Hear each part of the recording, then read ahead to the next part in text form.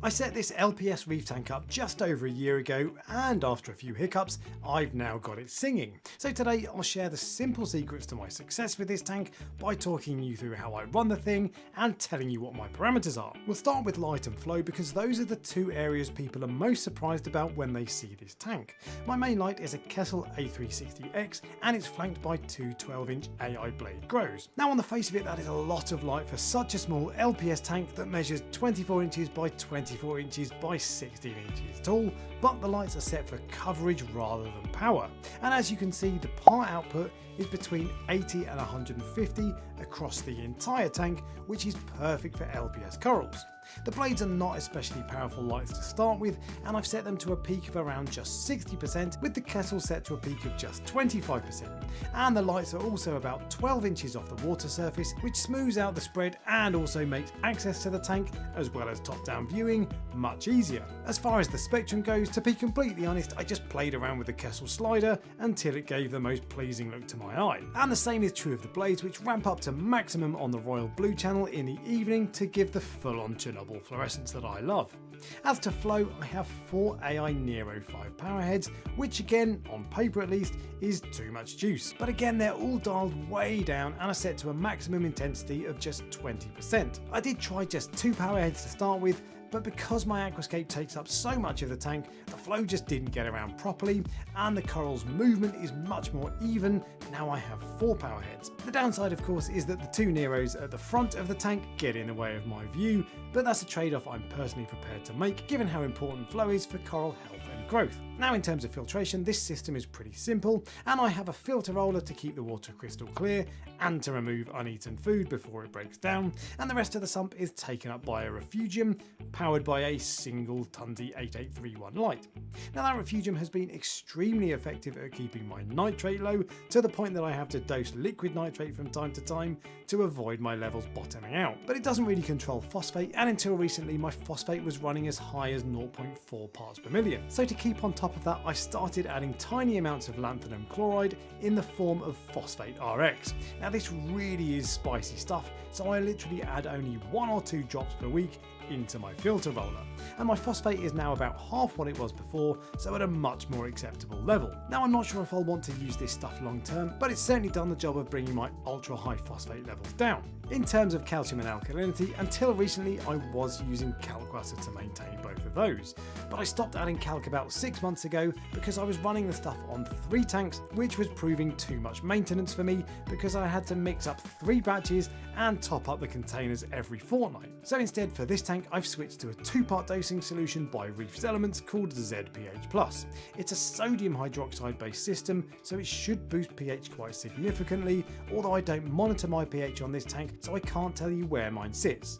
But for what it's worth, judging by what other users have reported, I'd be surprised if my pH level ever dips below 8.3. ZPH Plus also includes calcium, alkalinity, magnesium and trace elements, but I find I still have to dose magnesium separately in order to keep it high enough, so I have this extra bottle of DIY magnesium that I mix up using bulk chemicals from an online vendor in the UK called Intralabs. And the only other element I dose is manganese, of which I add 2 milliliters per day for the benefit of all my LPS corals, but in particular my gonioporas. And that segues nicely into what my water parameters are, starting with nutrients. I don't really mind the high phosphate levels in this tank, but it's currently at 0.2 parts per million, and ideally I'd like it to be around 0.1 parts per million. And in terms of nitrate, I try to keep that anywhere between 5 and 10 parts per million, although my main concerns with both nitrate and phosphate is to keep them above 0, because the only time they've caused me problems is when one or both have dropped to 0, at which point I've had an outbreak of something like cyanobacteria or dinoflagellates. So if anything, I'd prefer to have slightly elevated levels of nutrients, and I think most experienced aquarists would agree that LPS corals appreciate slightly higher levels of nitrate and phosphate. In terms of the water chemistry, I try to keep my salinity at around 34 to 35 parts per thousand, but as you'll know if you've been following me recently, I've had a few spikes in salinity over the last 12 months that have boosted it up to as high as 38 parts per thousand, which my corals really didn't appreciate. So I now test salinity at least once a fortnight using this Hanna digital refractometer, which was recommended by the late Jake Adams. Although it's worth saying that I have it on good authority that the much cheaper Milwaukee equivalent is almost identical in terms of specifications, so that's a good alternative if you're on a tighter budget. Temperature wise, because LPS corals mostly live in cooler waters in the wild, I run my LPS tanks cooler than my SPS tanks, and I have this one set to 24 degrees Celsius, which is about 75 Fahrenheit, and Scullies in particular are reported to appreciate cooler temperatures. I'm not too concerned what level my alkalinity sits at, although I aim for around 8 to 8.5, but I'm happy as long as it's anywhere between 7 and 9, and as long as it's not drifting too quickly between those levels. And that just leaves calcium and magnesium. I try to keep my calcium above 420 parts per million, but it has dropped below that level a number of times over the last 6 months or so it's a bit of an ongoing battle to keep it steady. And I aim to have my magnesium above 1350 parts per million, and I start to notice a few of my corals sulking if it drops much below 1200 parts per million. Now, in terms of how I run this tank, that's basically it. So what are the secrets to my success? Well, really it is of course a bit of everything. If you ask an expert baker how he avoids a soggy bottom, it's never because of the particular type of flour he uses, and it will depend on all of the ingredients. So in a way, my secrets are what I've already told you up to this point.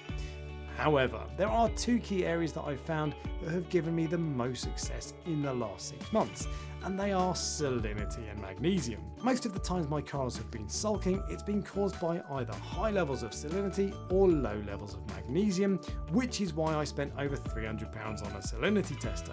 Although for the record, I also trust my DD optical refractometer and my Tropic Marine bobbing hydrometer, both of which were significantly cheaper. But I personally don't trust anything else to test salinity, including digital conductivity meters like the Hanna Salinity Pen or the inconsistent swing arm hydrometers. But aside from those two specific parameters, the main reason I've been successful recently is because I've been testing all of my water parameters a lot more frequently than ever before. Now, a good reef keeper will always tell you that stability is important, but it's testing frequently that will allow you to achieve that stability. And doing so has meant that I can identify problems quickly and take action to rectify those problems. I've been far too laid back on testing in the past, and have often taken the attitude that if the tank looks okay, everything is probably fine.